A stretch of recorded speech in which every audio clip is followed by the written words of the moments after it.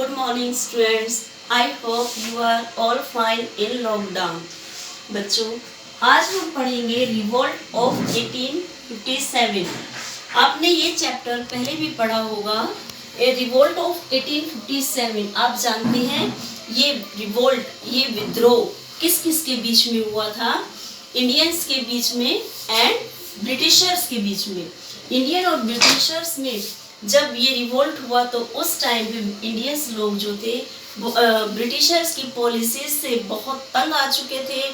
उनके डिस्क्रिमिनेशन की पॉलिसीज जो दिन पर दिन इंडियंस को डिस्क्रिमिनेट कर रही थी, अवॉइड कर रही थी, इन पॉलिसीज को अच्छा करने के लिए, इन पॉलिसीज में सुधार लाने के लिए ये विद्रोह जो है ब्रिटिशर्स के खिलाफ इंडिया के लोगों ने किया था. तो इस बात को समझने के लिए सबसे पहले हम देखेंगे कि ब्रिटिशर्स इंडिया में कैसे आए, कैसे उन्होंने हमारे इंडिया में आके और धीरे धीरे पूरे यहाँ के साम्राज्य को अपने हाथ में ले लिया और किस तरह से इंडियंस को बिल्कुल अपना गुलाम बना दिया. तो ये देखने के लिए हम समझेंगे. By the end of 16th century European countries try to gain foothold in India. 16th century के अंत में बहुत सी यूरोपियन कंट्रीज थी जिन्होंने अपने इंडिया में पैर जमाने के लिए कोशिश की थी.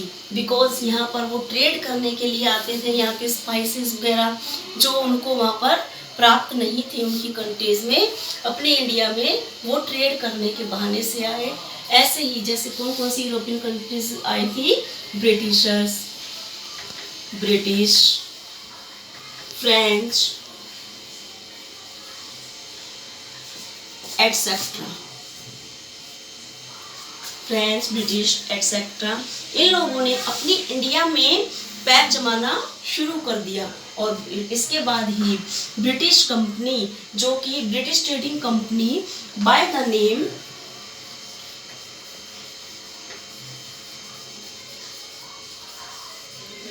Of east India company,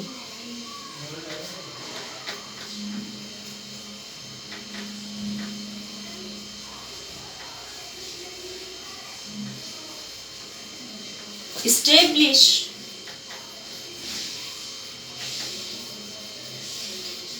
its first center in Surat. British east India, British trading company जो कि हमारी इंडिया में ट्रेड करने आई थी, सबसे पहले सेंटर उन्होंने कहाँ पर किया, कहाँ पर अपना एस्टेब्लिश किया, कहाँ पर स्थापित किया? सूरत में. उसके बाद सूरत में अपनी पहली कंपनी बनाने के बाद में later with the permission of Mughal emperor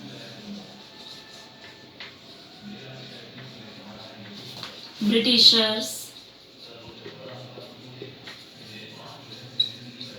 established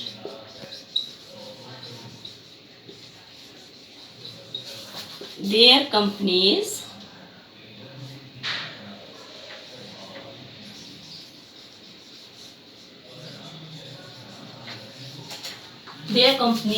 in at Madras,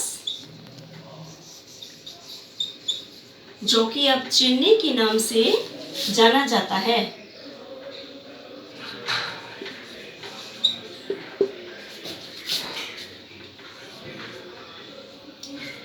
Calcutta,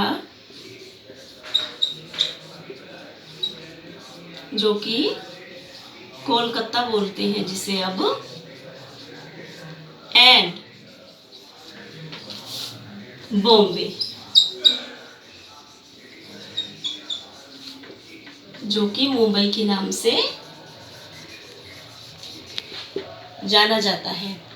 तो इसके बाद फर्स्ट कंपनी स्थापित करने के बाद ब्रिटिशर्स ने अपनी बाकी कंपनियां मुगल एम्परर जहांगीर के नाम से, मुगल एम्परर जहांगीर, बच्चों जहांगीर की परमिशन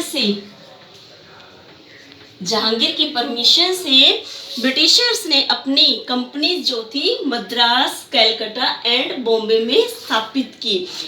मुगल एम्परर जहांगीर की परमिशन उस टाइम पे उनको क्यों लेनी पड़ी? बिकॉज आप जानते हैं कि इंडिया में पहले मुगल साम्राज्य था, मुगलों का राज था, और जब ब्रिटिशर्स आए तो धीरे धीरे उन्होंने अपना साम्राज्य इंडिया पर स्थापित कर दिया। इसके बाद expansion of British company with the rule and divide policy. जब कंपनी पूरी तरह से स्टेब्लिश हो गई इंडिया में अपने रूल के साथ में और उन रूल एंड डिवाइड पॉलिसी के साथ में, ब्रिटिशर्स की क्या पॉलिसी रहती थी? रूल एंड डिवाइड, कि फूट डालो और शासन करो। तो उन्होंने इंडियंस को ही आपस में लड़वाना शुरू कर दिया और डिवाइड करना शुरू कर दिया। तो क्या कारण बना इसका? कॉज्ड ऑफ, जिससे कि इंडियंस जो थे, इंडियंस अनहैप्पी, अनहैप्पीनेस, उनकी अनहैप्पीनेस का कारण बना। और बाद में जो बहुत उनका जब इंडियंस उनसे नाराज हो गए, ब्रिटिशर से नाराज हो गए, और लास्ट में उनका गुस्सा एक रिवोल्ट के रूप में फूटा। At last a big there was a big uprising in 1857 called Revolt of 1857। तो लास्ट में जब इंडियंस ब्रिटिशर से नाराज हो गए तो उनका गुस्सा रिवोल्ट के रूप में फूटा और सारी इंडिया उस टाइम पे ब्रिटिशर्स के खिलाफ हो गई, और उनका जो विद्रोह था वो बहुत बड़े लेवल पे हो गया, जो कि 1857 का युद्ध कहलाया। और इसको एज नोन एज प्रथम स्वतंत्रता संग्राम भी कहा जाता है, नोन एज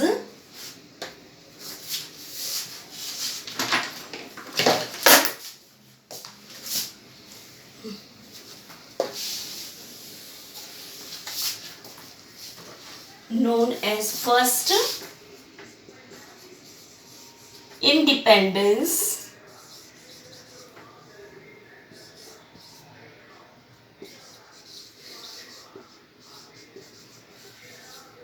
वार।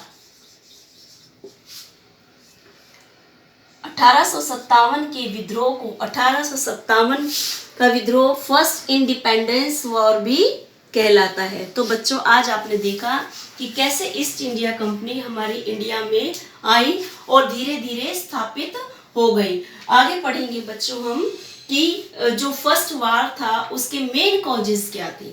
जो फर्स्ट इंडिपेंडेंस वार था या 1857 रिवोल्ट बोलेंगे जिसे, उसके मेन कॉजेस क्या थे और उसके रिजल्ट क्या निकले। ऑलराइट, तब तक आप इसको ईस्ट इंडिया कंपनी स्टेब्लिश के नोट्स बना के सेंड करेंगे।